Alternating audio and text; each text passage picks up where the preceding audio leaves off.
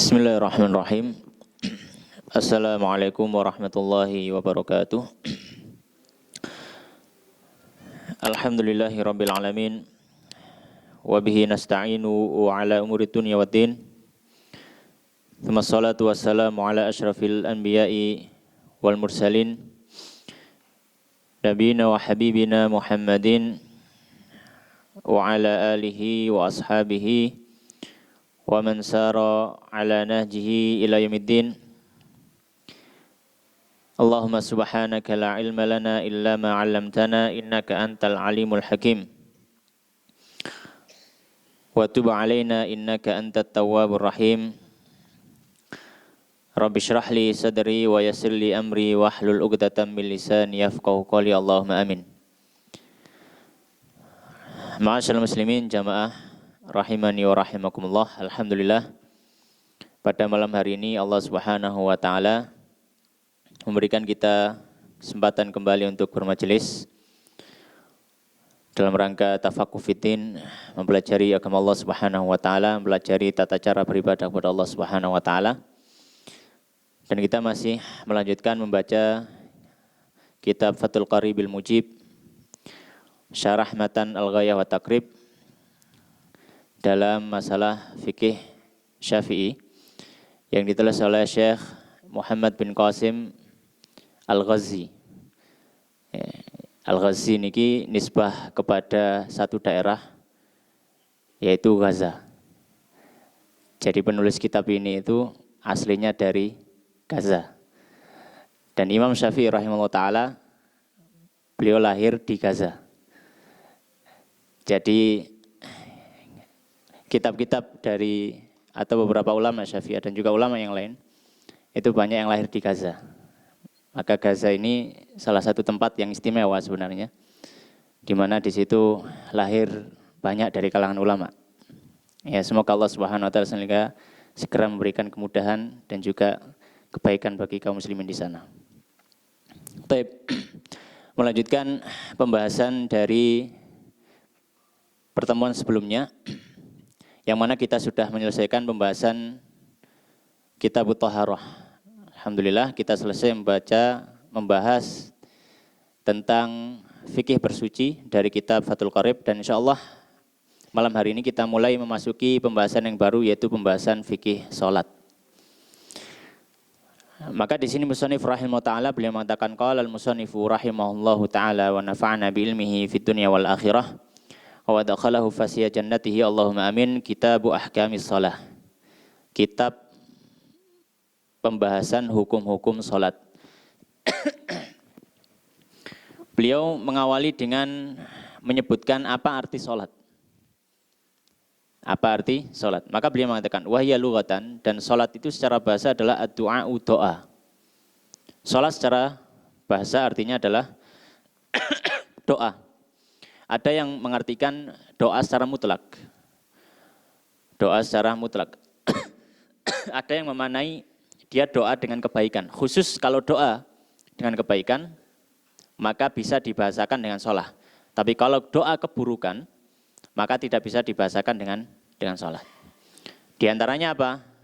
Contohnya apa? Landasannya apa? Allah Subhanahu wa taala menyampaikan di dalam Al-Qur'an, di mana Allah Subhanahu wa taala berfirman, "Wa shalli 'alaihim inna shalataka sakanun lahum." Nah, Allah Subhanahu wa taala menyebutkan kepada Nabi Muhammad sallallahu alaihi wasallam, "Wa shalli 'alaihim," dan bersolawatlah alaihim atas mereka, atas para sahabat. Ya, bahwasanya salatmu itu adalah sakanun lahum, ketenangan bagi mereka. Maksudnya di sini apa? Bukan salat, tapi doa. Ya. Tapi apa? Doa. Nah, salat ini dalam bahasa Arab dia bisa maknanya macam-macam. Ya, kalau misalkan dikatakan shalla ala, itu maknanya bisa dua, ya. Bisa bersolawat, ya. Bisa maknanya mensolati. Ya. Ya, bisa bersolawat, bisa menyolati, ya. Jadi misalkan shollu ala nabi, misalkan bersolawatlah kepada Nabi. Tapi Nabi SAW pernah menyampaikan pada para sahabat, ketika ada seorang sahabat yang meninggal dan dia punya hutang, maka Nabi tidak mau menyolati dan beliau mengatakan pada para sahabat, shollu ala sahibikum. Ya, bukan di sini maknanya sholawatlah di atas sahabat kalian, bukan. Tapi maksudnya adalah sholati jenazah saudara kalian. Kemudian beliau mengatakan wasyar'an, dan secara syariat, maksudnya secara syariat ini dalam pengertian fikih, kama qala Rafi'i, sebagaimana dikatakan oleh Al-Imam Ar-Rafi Abdul Karim Asy-Syafi'i, beliau mengatakan aqwalun wa af'alun muftatahatun bitakbir wa mukhtatamatun bitaslimi bisyara'ita makhsusatin. Salat artinya adalah ucapan-ucapan dan perbuatan-perbuatan. Maka salat di dalamnya ada cakupan ucapan, tentu saja karena di dalamnya ada zikir, ada doa, dan juga ada af'alun, perbuatan-perbuatan. Ada perbuatan. Dan ini sifatnya ghaliban, secara umum. Secara umum. Karena bisa saja ada orang sholat tanpa ucapan sama sekali. Ya, bisa saja ada orang sholat tanpa ucapan sama sekali. Seperti apa? Seperti orang yang bisu. Orang yang bisu tidak bisa mengucapkan lafaz-lafaz doa-doa sholat. Tapi apakah sholatnya tidak sah? Sholatnya sah. Ya, dengan bijari adzikr wa du'a ala qalbihi, dengan berdoa dan berzikir di dalam hatinya. Karena dia bisu, nggak bisa berbicara. Ya, jadi ini secara umum. Demikian pula af'al, perbuatan ini secara umum. Atau keumuman manusia. Karena ada mungkin beberapa orang yang dia sholat tanpa ada gerakan sama sekali. Seperti sholatnya orang yang lumpuh. Total. Hanya bisa bergerak, berkedip matanya saja. Ya, maka dia apakah gugur sholat? Tidak, tetap sholat. Jadi sholat itu tidaklah gugur ya selama akalnya masih ada. Ya, selama akalnya masih ada. Tapi kalau ada orang kok tidak sholat, berarti bisa dikatakan akalnya tidak ada. Gitu ya. Ala kulli hal, sholat ini begitu penting sehingga apa? Islam sangat memperhatikan. Ya, Islam sangat memperhatikan. Bahkan orang yang tidak bisa bergerak sama sekali masih apa? Wajib untuk sholat. Muftatahatun bitakbir, mukhtatamatun bitaslim. Yang dibuka dengan takbir, maksudnya takbiratul ihram. Takbiratul ihram yang dimaksud adalah ucapan Allahu Akbar. Ya, Allahu Akbar. Ini pembukanya. Maka kalau orang ketika dia memulai sholat tidak bertakbir sama sekali dengan melafadzkan takbir tersebut, maka dianggap tidak masuk sholat. Ya. Jadi takbiratul ihram itu ucapannya. Adapun gerakan maka ini sunnah.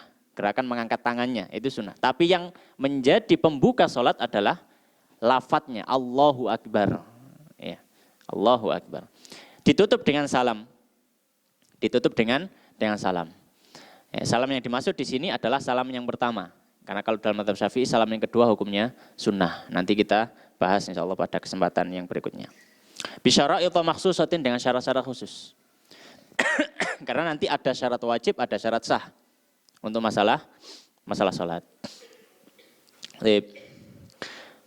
Dan di sini musannif rahimahullah taala setelah beliau membahas tentang pengertiannya, kemudian beliau membahas tentang sholat yang wajib. Tidak semua sholat itu hukumnya wajib. Ya, tidak semua sholat hukumnya fardu. Maka di sini beliau mengatakan qala al-musannif rahimahullah taala as-shalatul mafrudatu, sholat yang wajib. Wa fi ba'dhin nusakhi as-shalawatul mafrudatu wa as-shalawatul mafrudatu. Dan di sebagian naskah dengan jamak sholat-sholat yang wajib, khamsun, ada 5.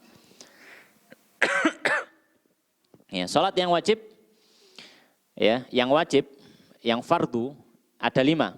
Ya, bagi kaum muslimin yang kita ketahui, yaitu sholat zuhur, sholat asar, sholat maghrib, sholat isya, dan sholat subuh. 5 sholat ini adalah sholat fardu. Yang mana itu yang dimaksud dengan rukun Islam? Yang mana itu yang dimaksud dengan rukun Islam? Dan 5 sholat ini adalah sholat yang fardu secara asal. Sholat yang fardu secara asal. Karena tidak menutup kemungkinan nanti ada sholat qadha, ya, sholat sebagai pengganti dari sholat yang terlewat di luar waktunya. Maka dia hukumnya wajib, tapi bukan wajib secara asal.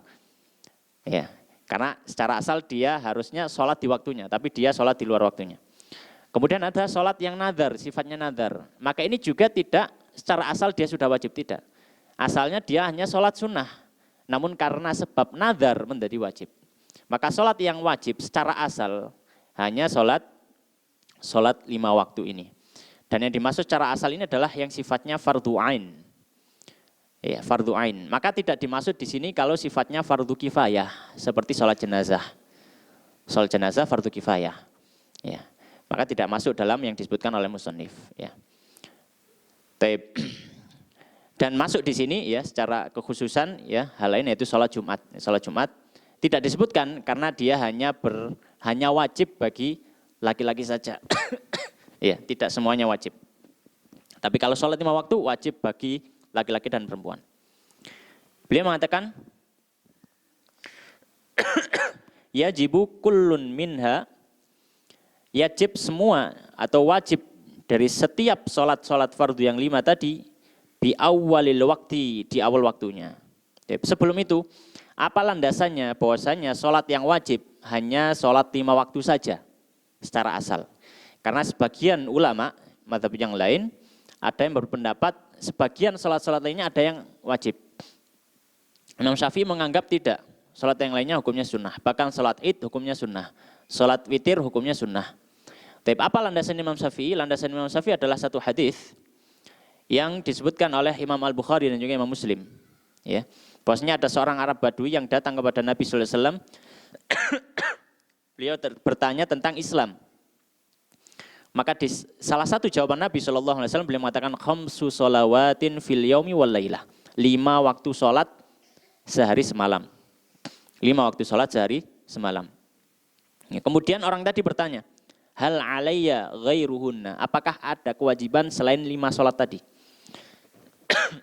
Maka Nabi SAW menyampaikan, la, tidak ada. Illa kecuali antatawwa'a, kalau kamu mau sholat sunnah.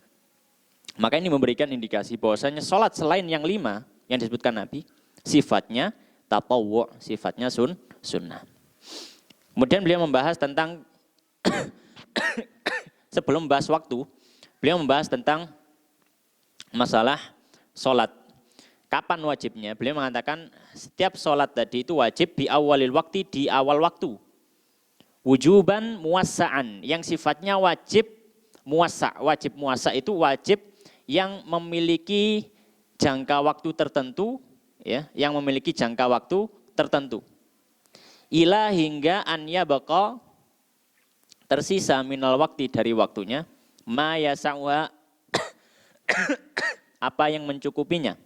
Maksudnya mencukupi untuk sholat, fayadhiku, maka menjadi sempit hina idzin ketika itu. Dalam artian di sini, maksudnya apa? Maksudnya sholat itu wajib dengan waktu tertentu. Inna sholata kanat 'alal mu'minina kitaban mauquta, bahwasanya sholat itu sudah ada ketentuan waktunya. Ketika masuk awal waktu sholat, maka di situ seorang muslim ya sudah mulai berjalan kewajiban untuk sholat. Dan waktunya ini terbentang sampai akhir waktu. Sampai akhir waktu. Dalam artian akhir waktu ini sebelum di akhir waktu tadi, ya, selama akhir waktu tadi mencukupi untuk melaksanakan sholat itu. Jadi kalau misalkan gini, namanya kalau misalkan sholat zuhur. Waktu sholat zuhur itu jam 12 sampai jam 3 misalkan. Maka ketika seorang masuki jam 12, maka ketika itu dia punya kewajiban untuk sholat. Pertanyaannya, apakah kalau dia mengakhirkan sholatnya, enggak di jam 12 tepat langsung wudhu langsung sholat, misalkan dia sholat jam 2, apakah dia berdosa? Apakah dia berdosa? Kita membicarakan tentang dosa, bukan masalah tentang keutamaan. Karena afdholiyah tentu saja sholat di awal waktu. Tapi kalau misalkan apakah berdosa kalau misalkan sholatnya nanti jam 2? Maka perlu mengatakan kalau dia sholat jam 2 tidak berdosa. Kenapa? Karena wajibnya sholat itu sifatnya wajib muwassa', wajib yang punya rentang waktu tertentu. Maka selama dia melaksanakan sholat di rentang waktu tertentu ini, dia tidak berdosa. Dan rentang waktu tadi adalah dari awal waktu sampai tersisa dari waktu yang mencukupi sholat tadi. Misalkan sholat itu butuh waktu 5 menit. Ya, maka sebelum jam 3 kurang 5 menit, ya, atau jam 3 kurang 5 menit, maka ini sudah habis waktu muasa dan tinggal waktu mudoyak. Apa mudoyak? Mudoyak itu berarti sudah harus ketika itu, tidak boleh diundur lagi. Ya. Jadi intinya adalah bahwasanya sholat ini kalau diundur dari waktu awalnya dia tidak berdosa selama masih ada waktu untuk yang mencukupi untuk sholat tersebut. Kalau sudah mendekati waktu yang tidak ada kesempatan untuk melaksanakan sholat secara sempurna, maka ketika itu langsung harus melaksanakan sholat ketika itu. Kalau tetap menunda terus, maka dia berdosa. Itu yang dimaksud oleh Musannif rahimahullah ta'ala. Dan pembahasan yang berikutnya beliau membahas tentang waktu sholat. Sebagaimana yang sudah kita ketahui bahwasanya sholat ini memiliki batas waktu. Maka penting bagi kita untuk mengetahui batas waktu sholat. Ya, penting bagi kita untuk mengetahui batas waktu sholat. Maka di sini beliau memulai dengan sholat zuhur. Maka beliau mengatakan qala az-zuhru sholat zuhur. Sholatuhu yaitu sholat zuhur. Qala Nawawi, berkata Imam Nawawi, summiyat bidzalika, dinamakan dengan zuhur li'annaha, karena sholat zuhur itu zahiratun, ya. Zahiratun itu tampak, ya, muncul, wasaton nahari, di tengah-tengah siang. Ya. Di tengah-tengah siang, ya. Kata bahasa Arab zahir itu yang muncul, yang nampak. Ya. Dan sebagian ulama mengapa biasanya membahas waktu sholat itu dimulai ngitungnya dari zuhur, ya, ngitungnya dari zuhur. Karena pertama kali Nabi SAW diajari sholat itu sholat zuhur. Yang nanti akan kita baca hadisnya, ya. Diajari sholat oleh malaikat Jibril. Ya. Wa awwalu waktiha, dan awal waktu zuhur, zawalu ay mailu syamsi, yaitu tergelincirnya, bergesernya matahari, an wasatis samai, dari tengah langit. Ya. Maksudnya dari tengah langit, yaitu apa? Waktu zuhur itu ketika matahari tergelincir sedikit ke arah barat, tidak berada tepat 90 derajat di atas kita. Ya, itu awal waktu zuhur. La bin nadhari li nafsil amri bal lima yadharu lana. Tidak hakikatnya dia memang sudah tergelincir, akan tetapi yang tampak bagi kita saja. Maksudnya apa? Makanya mungkin itu waktu zuhur, tapi ketika hakikatnya matahari sudah mungkin bergeser agak jauh, karena mungkin kita tidak mengetahui yang benar. Tapi kita hanya mengukurnya sesuai dengan pandangan kita saja. Wa yu'rafu dzalikal mailu, dan diketahui pergeseran matahari itu bitahawulil dhilli, dengan perubahan bayangannya ila jihatil masyriqi, ke arah timur. Maka kalau misalkan kita meletakkan syakhis, meletakkan satu tongkat misalkan, kemudian ada bayangan yang sudah bergeser ke arah timur, maka ini menunjukkan apa? Mataharinya sudah bergeser ke arah barat. Ya. Itu maksud beliau. Ba'da tanahi kisarihi alladhi huwa ghayatu irtifa'i syamsi. Ya, setelah bayangan dari benda tadi, atau bayangan dari tongkat tadi itu sudah memendek secara maksimal. Ya, memendek secara maksimal. Karena kalau matahari berada tepat di atas atau 90 derajat, itu di beberapa tempat mungkin memang tidak ada bayangan sama sekali. Tapi kalau di negara-negara pada umumnya yang kebanyakan masih ada bayangannya. Maka ini bayangan maksimal terpendek. Nah, itu berarti dalam posisi 90 derajat. Nah, setelah maksimal terpendek, maka dia akan bergeser ke arah timur bayangannya. Wa akhiruhu, dan akhir waktu, ya. Ai waktu zuhri, yaitu waktu zuhur, idza sara dhillu kulli syai'in mithlahu, ketika berubah bayangan setiap benda seukuran benda itu. Ba'da ay ghairi dhilliz zawali, setelah, ya, selain dari bayangan ketika dia posisi zawal, maksudnya di sini posisi istiwa. Ya. Jadi kalau misalkan ketika matahari tepat istiwa, tepat 90 derajat itu ada bayangan, masih ada bayangan, misalkan 1 senti, ya, dan bendanya 5 senti misalkan, maka akhir waktu zuhur adalah ketika bayangannya 6 senti.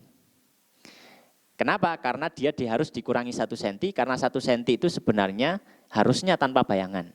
Karena dia berada matahari tepat 90 derajat.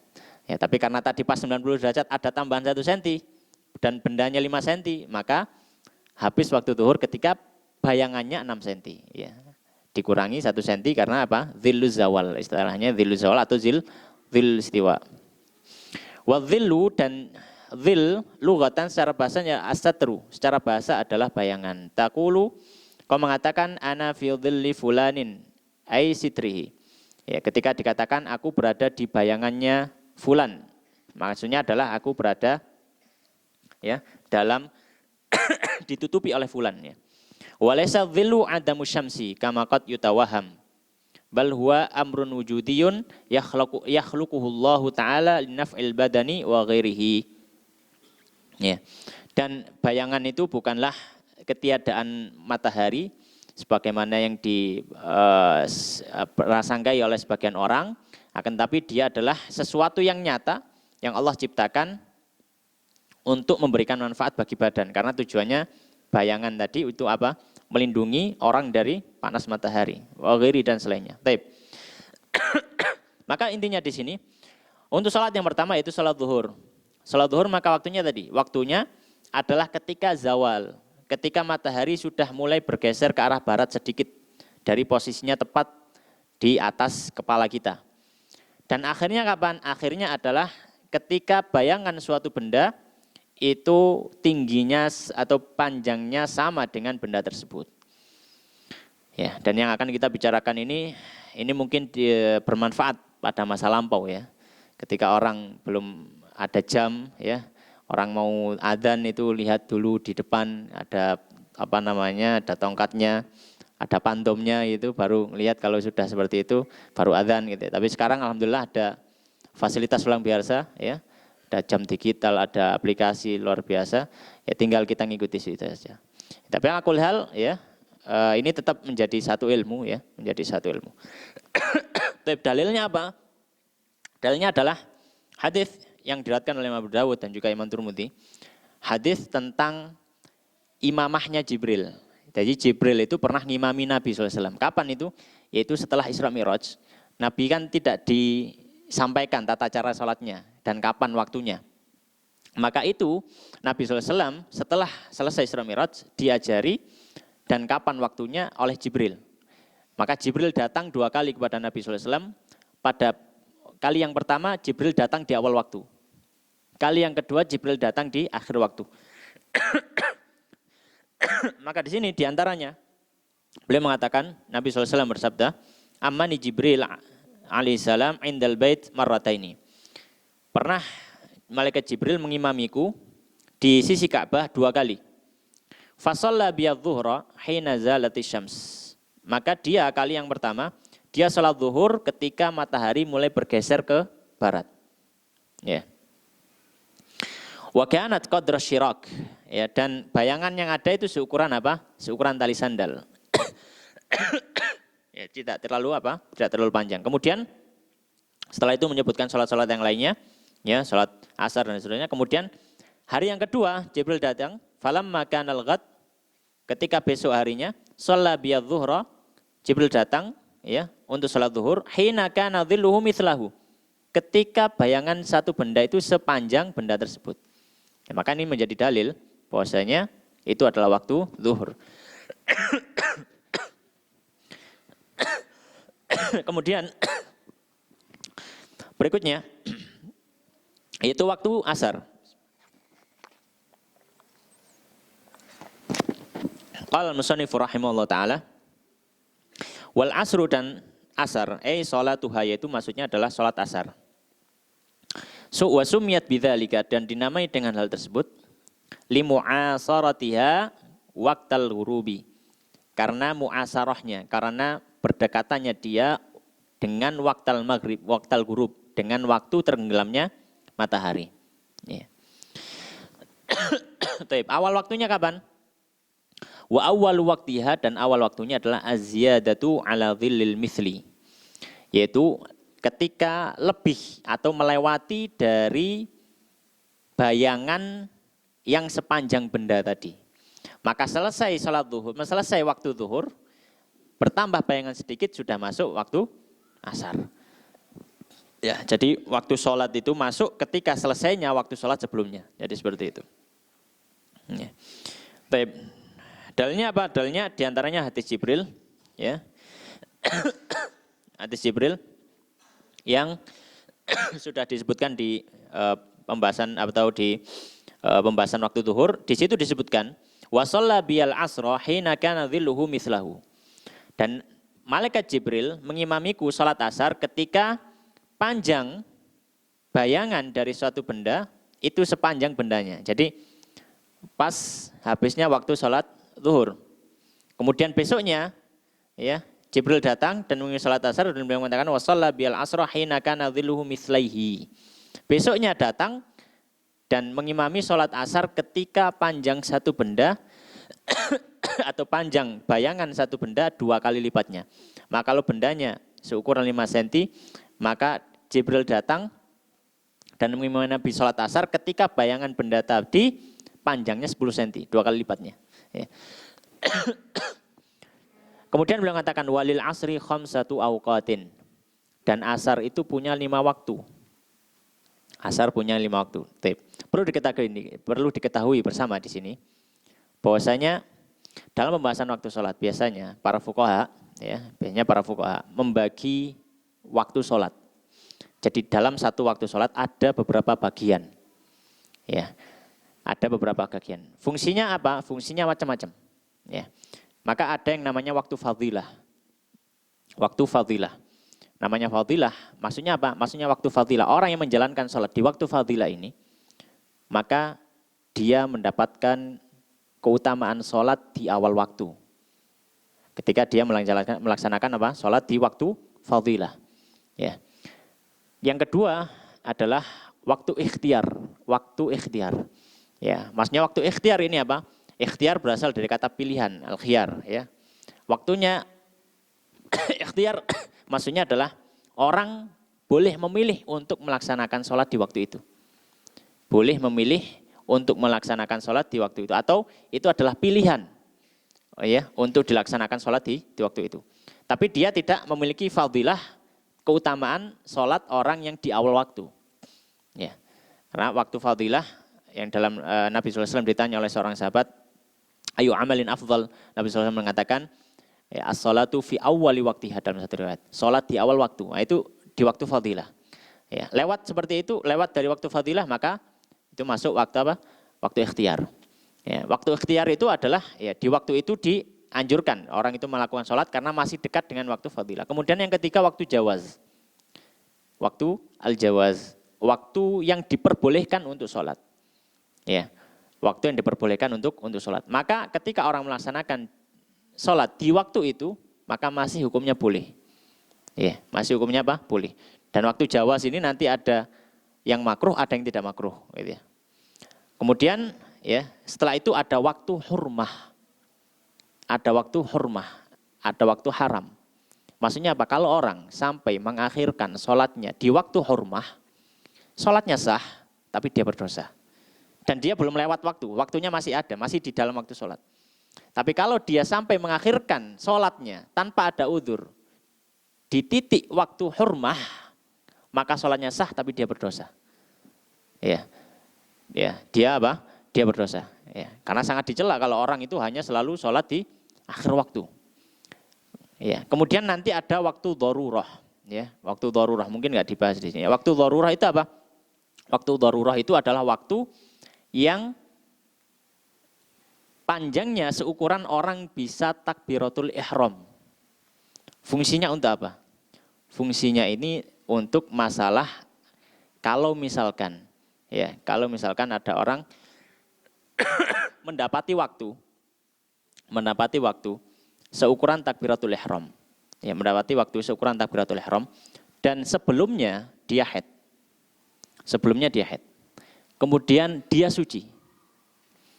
Maka seukuran takbiratul ihram tadi, waktu sholat itu menjadi wajib bagi si wanita tadi. Nah, dan misalkan jam 3 itu adalah akhir dari waktu sholat zuhur. Ada seorang wanita, dia sebelumnya haid, kemudian suci, di jam 3 kurang beberapa, atau jam 3 kurang 10 detik. Jam 3 kurang 10 detik. Dia yakin dia suci, sudah dicek, suci. 10 detik lagi, itu akan masuk waktu asar. 10 detik ini cukup untuk takbiratul ihram. Ya, cukup untuk apa? Takbiratul ihram. Maka dia wajib melaksanakan sholat zuhur itu. Ya, wajib melaksanakan sholat zuhur itu. Ya. Baik. Ala kulli hal, kembali ke apa yang dibahas oleh musannif, maka beliau mengatakan walil asri, dan untuk sholat asar, khamsatu awqatin, ada 5 waktu. Ahaduha, yang pertama, waktul fadilah. Yang tadi kita sebutkan, waktu fadilah. Kapan waktu fadilahnya sholat asar? Wa huwa fi'luha, yaitu melaksanakan sholat awalal waktu, di awal waktu. Para ulama memberikan batasan. Awal waktu itu kapan? Awal waktu itu ketika masuk waktu sholat, diperkirakan orang itu ketika masuk waktu sholat, langsung dia melakukan hal-hal yang dibutuhkan untuk persiapan sholat. Kemudian waktu yang dibutuhkan untuk berangkat ke tempat sholat. Dan waktu yang dibutuhkan untuk melaksanakan sholat. Dan hal-hal yang diminta, termasuk sholat sunnah juga sebelumnya misalkan. Maka kalau masih dalam batas waktu ini, maka masih waktu fadilah. Ya, mungkin berapa menit ya, sebagian masyayikhuna, guru-guru kami mengatakan ya sekitar 20 menitan atau 15 menit dari awal masuk waktu. Ya, ini waktu fadilah. Ya, waktu fadilah. Wasani, yang kedua, ketika orang melaksanakan sholat di waktu itu, maka dia mendapatkan keutamaan sholat di awal waktu. Wasani, dan yang kedua, waktul ikhtiar, waktu ikhtiar. Ya, yang tadi kita sebutkan, ya hendaknya orang itu melakukan sholat di waktu itu. Beliau mengatakan wa asyara lahu biqaulihi, beliau mengisyaratkan dengan ucapannya wa akhiruhu fil ikhtiyar, dan akhir waktu dalam ikhtiar, ya, waktu ikhtiar ila dhillil mithlaini, ketika bayangan benda 2 kali lipat panjangnya. Maka ini akhir dari waktu ikhtiar. Ya, akhir dari waktu ikhtiar. Watsalitsu, dan yang ketiga, waktul jawaz, waktu yang boleh, masih boleh orang itu sholat. Masih boleh, masih belum berdosa kalau misalkan sholat di waktu itu. Wa asyara lahu biqaulihi, dan beliau mengisyaratkan dengan ucapannya wa fil jawazi, dan dalam ya kebolehannya ila ghurubi syamsi, hingga tenggelamnya matahari. Warabi, dan yang keempat, waktu jawazin bila karahah, ya waktu boleh tanpa adanya kemakruhan. Wa huwa min masiridzil mithlaini ilal isfirar, ya. Yaitu apa?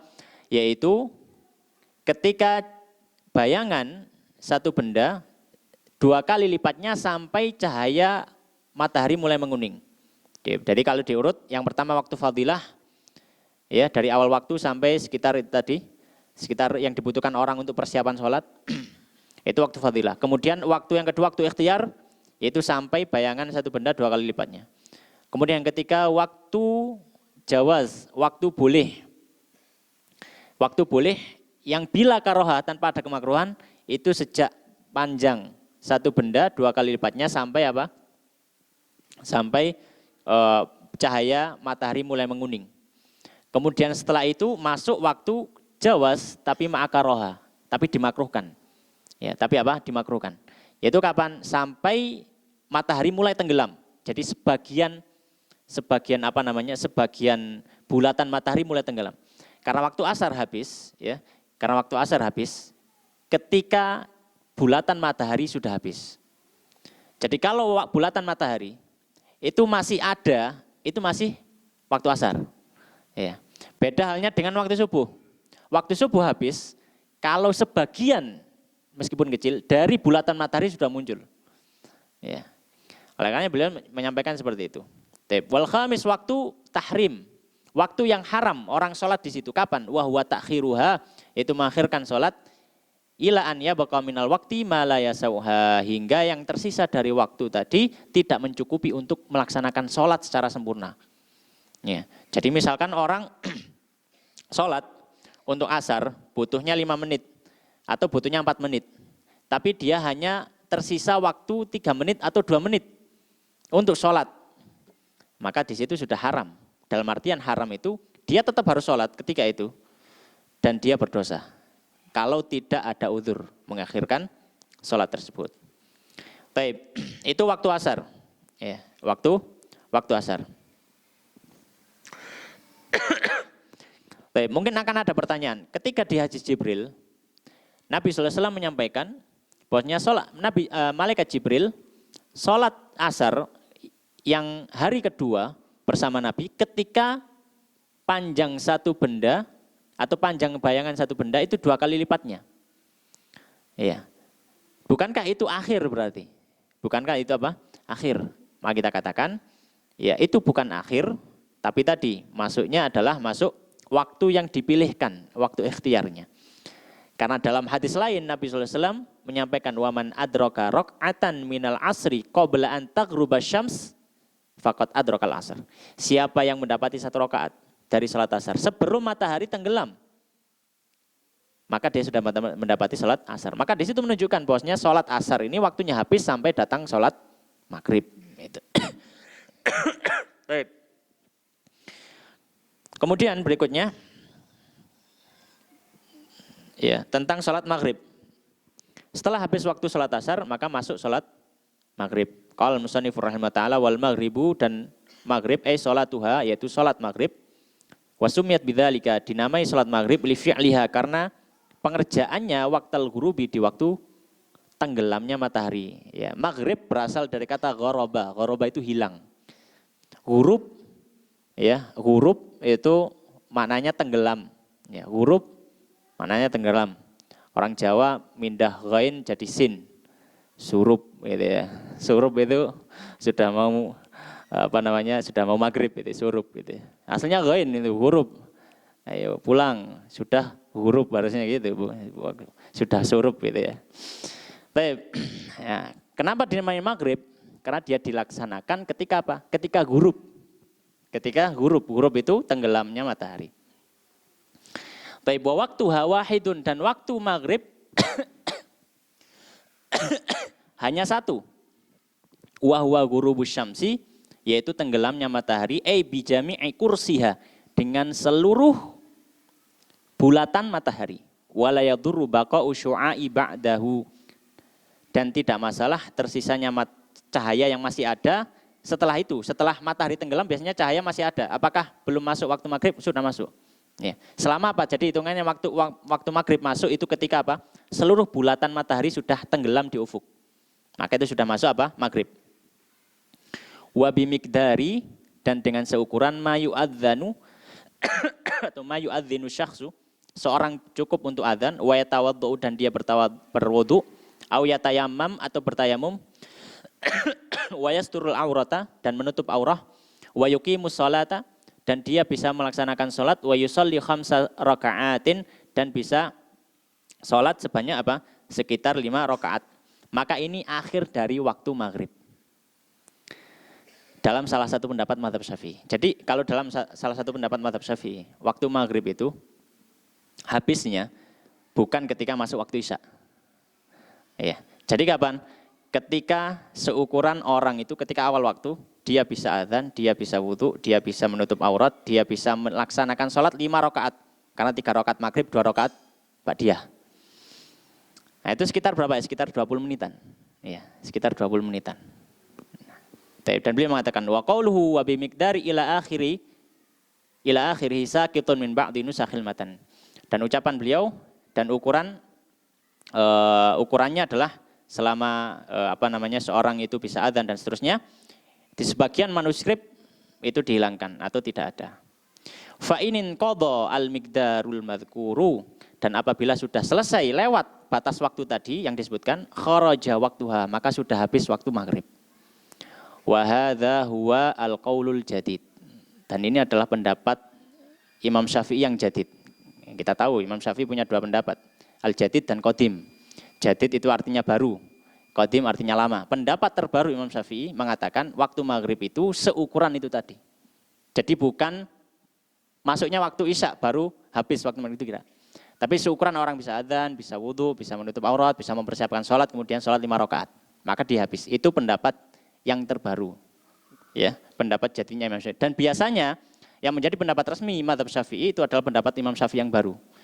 Tapi ini salah satu pendapat Imam Syafi'i yang baru dan dilemahkan oleh ulama Syafi'i setelahnya. Sehingga pendapat resmi Imam Syafi'i atau pendapat resmi mazhab Syafi'i bukan Imam Syafi'i. Pendapat resmi mazhab Syafi'i bukan yang ini.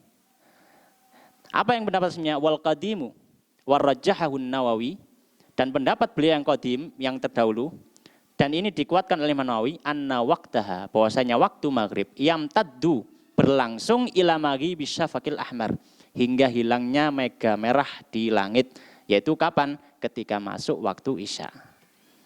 Ketika masuk waktu isya. Nah, mungkin kita akan bertanya-tanya, kenapa Imam Syafi'i meralat pendapatnya? Imam Syafi'i pendapat terdahulu beliau mengatakan sholat maghrib habis ketika masuk waktu isya. Pendapat terbaru Imam Syafi'i meralat. Oh enggak, pendapat saya dulu itu salah. Terus yang benar seukuran awal waktu fadilah. Itu sudah habis berarti waktu maghrib. Apa landasannya Imam Syafi'i? Landasannya Imam Syafi'i adalah hadis Jibril. Di hadis Jibril yang sudah kita sebutkan di awal tadi, ya, itu disebutkan bahwasanya Nabi SAW ketika hari pertama dan hari kedua, ketika sholat maghrib, itu di waktu yang sama. Di waktu yang sama. Jadi nggak ada perubahan. Di sholat-sholat yang lain ada perubahan.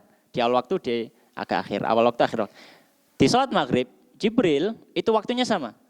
Di mana Nabi mengatakan wasalla bil maghrib hina aftara shaim. Itu di kedua hari. Dan Jibril jadi mengimamiku salat maghrib ketika orang berpuasa berbuka. Maka ini menunjukkan salat maghrib atau waktu maghrib itu waktunya apa? Terbatas segitu saja. Tidak ada awal dan akhirnya, sudah terbatasnya segitu. Ya, tidak menunggu waktu salat isya. Itu pendapat Imam Syafi'i yang terbaru dan itu lemah. Dilemahkan oleh ulama setelahnya. Gitu ya. Pendapat Imam Syafi'i yang lama mengatakan tidak. Waktu maghrib habis kalau sudah masuk waktu isya. Alasannya apa? Alasannya para ulama Syafi'i mengatakan, atau mengapa para ulama Syafi'i menguatkan pendapat Imam Syafi'i yang lama? Karena lebih kuat dari sisi dalil. Ya, jadi yang menilai dalil ini para ulama Syafi'i sendiri. Ya, dinilai oleh para ulama Syafi'i karena lebih kuat dari sisi dalil. Kenapa? Karena ada hadis, ya,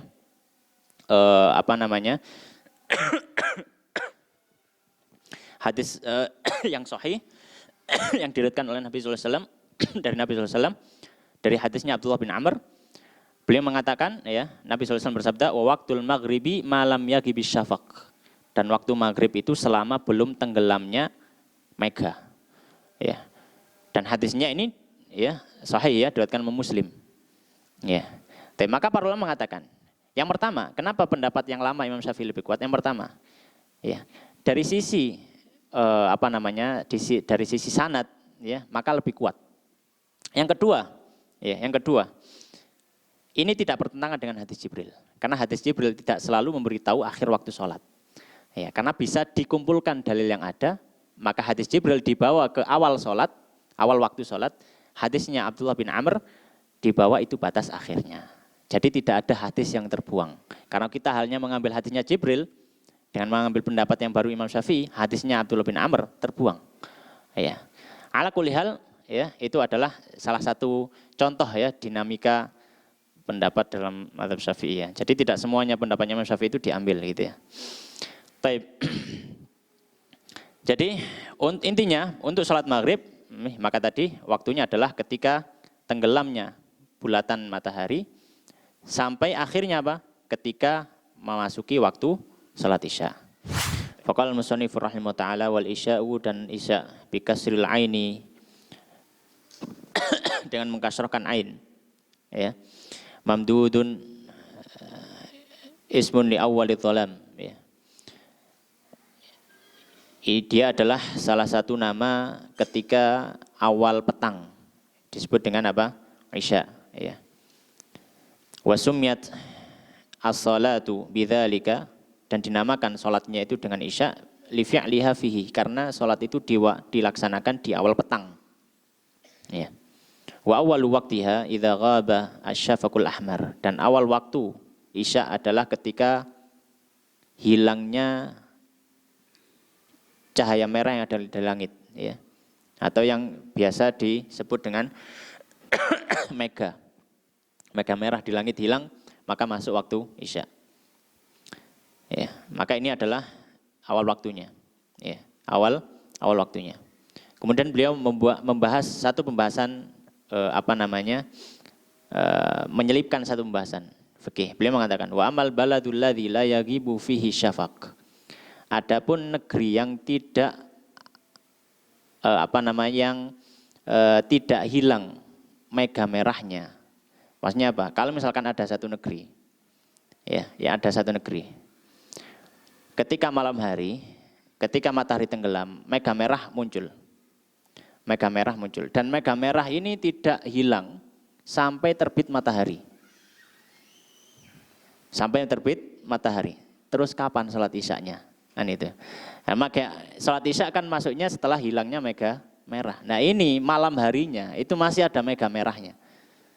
Ya, mungkin di sebagian negara-negara ada yang seperti itu. Maka beliau sudah membahas. Beliau wafat tahun 819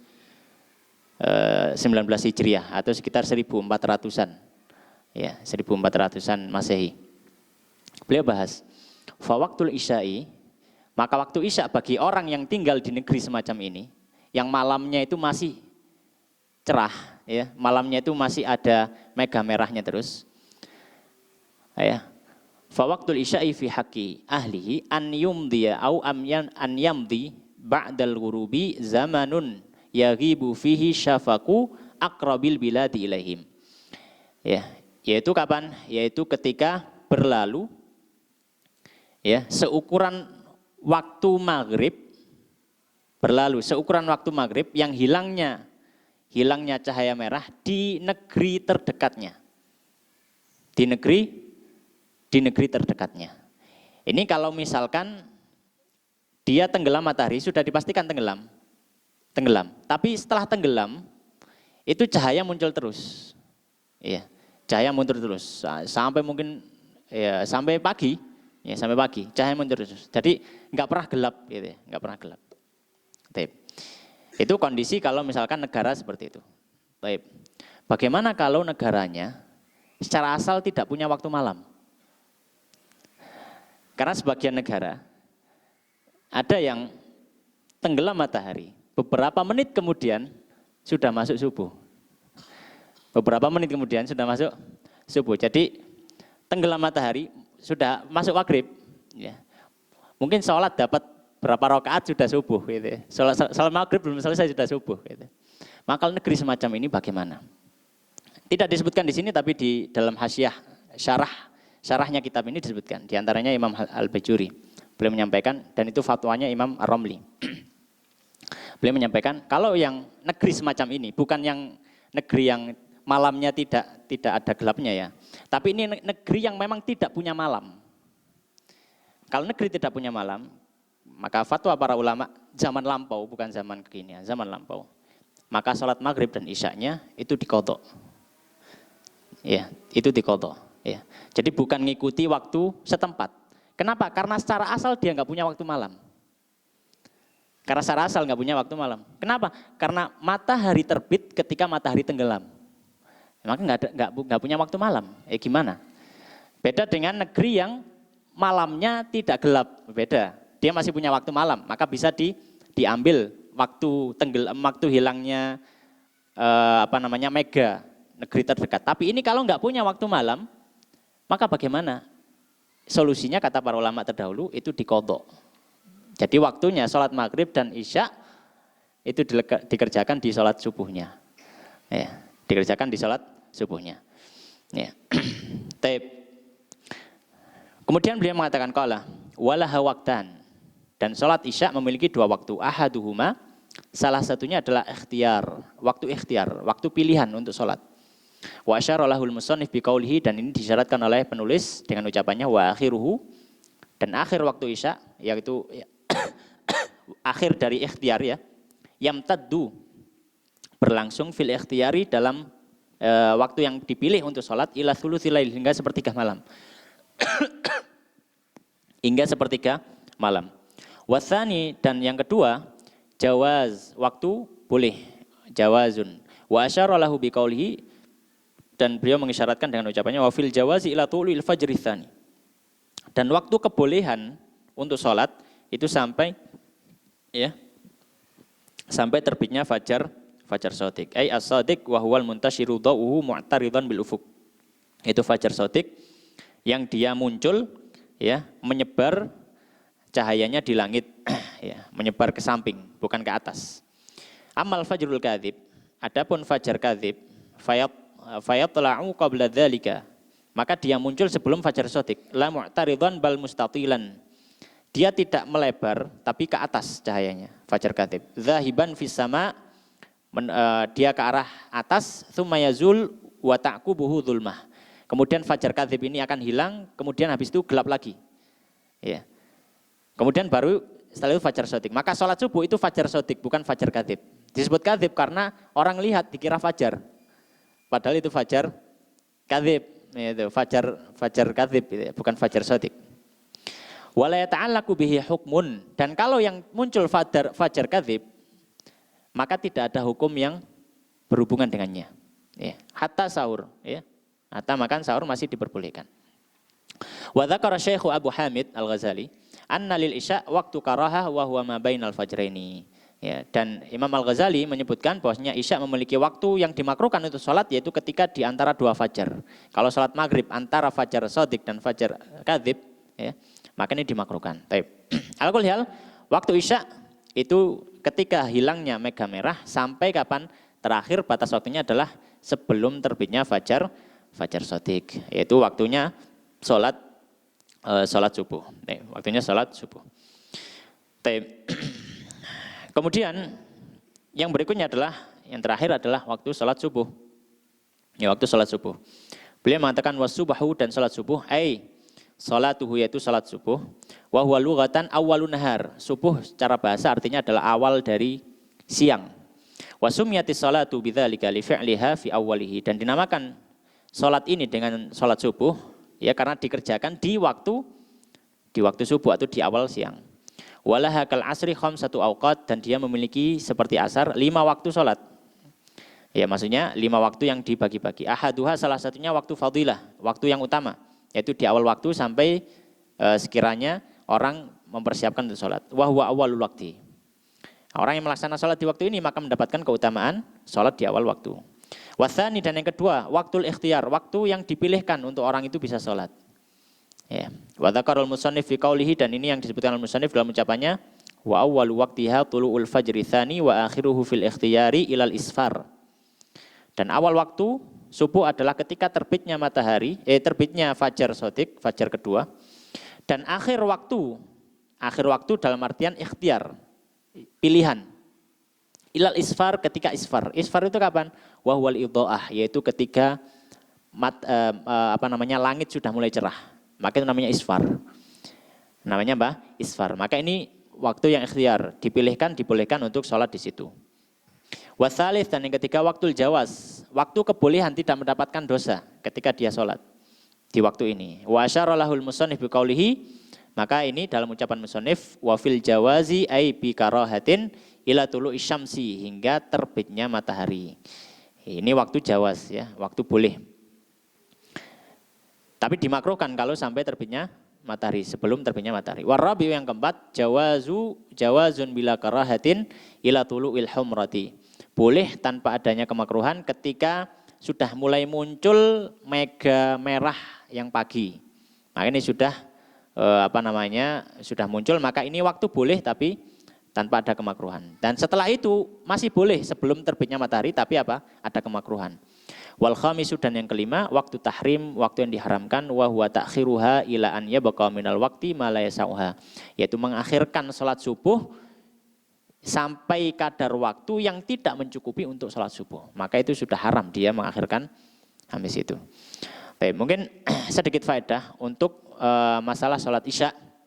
Ya, dan termasuk yang disunahkan ketika sholat isya adalah tidak tidur sebelum sholat isya dan juga tidak tidak terjaga setelah sholat isya kecuali untuk hal-hal yang sifatnya sunnah atau yang dianjurkan. Sebagaimana Nabi sallallahu alaihi wasallam dalam satu hadisnya, ya, dalam riwayat Nabi sallallahu alaihi wasallam tidak menyukai atau membenci orang yang tidur sebelum waktu sholat isya dan juga orang yang berbincang-bincang dengan hal yang tidak dianjurkan setelah sholat isya. Kenapa? Karena dikhawatirkan kalau tidur sebelum isya nanti akan kelewatan waktu isya, bangun-bangun sudah subuh. Kalau orang berbincang setelah sholat isya, kalau tanpa ada urusan atau tanpa ada kepentingan yang dianjurkan atau yang baik, maka juga dimakruhkan. Mengapa? Karena dikhawatirkan karena sebab akhir, ya, dia tidur, ya, jadi waktu begadang, ya, karena begadang dia tidak bisa bangun sholat subuh, ya. Dan ini termasuk apa yang diajarkan oleh Nabi Shallallahu Alaihi Wasallam. Demikian ini pembahasan waktu sholat, ya, memang cukup diperinci oleh musannif, ya. Mungkin sebagian kita mungkin agak bingung juga kenapa perinciannya seperti ini, ya. Memang di beberapa tempat, ya, itu cukup diperinci pembahasannya, tapi di tempat yang lain juga tidak terlalu diperinci. Ala kulli hal, insyaallah pembahasan berikutnya kita memasuki syarat wajib sholat dan juga sholat-sholat yang sunnah, insyaallah taala.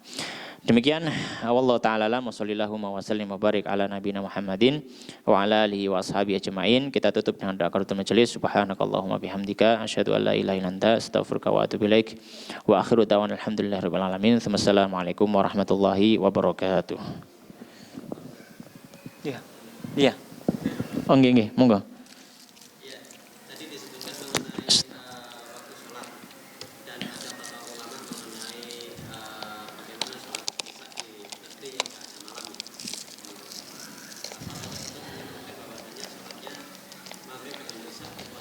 Iya.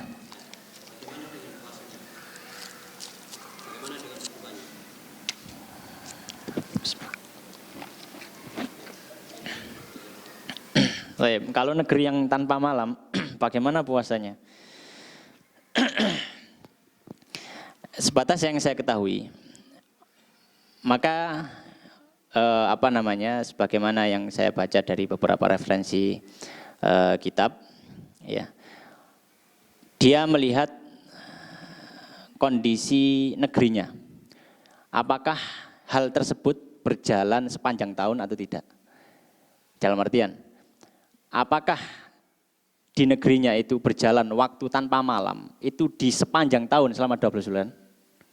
Atau ada waktu yang mana waktunya akan kembali normal?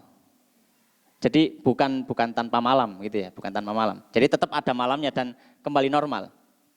Ya. Maka kalau misalkan itu ada waktu normalnya, jadi enggak selama 12 bulan enggak ada malamnya sama sekali gitu, bukan. Tapi mungkin dia enggak ada malam itu di beberapa bulan tertentu.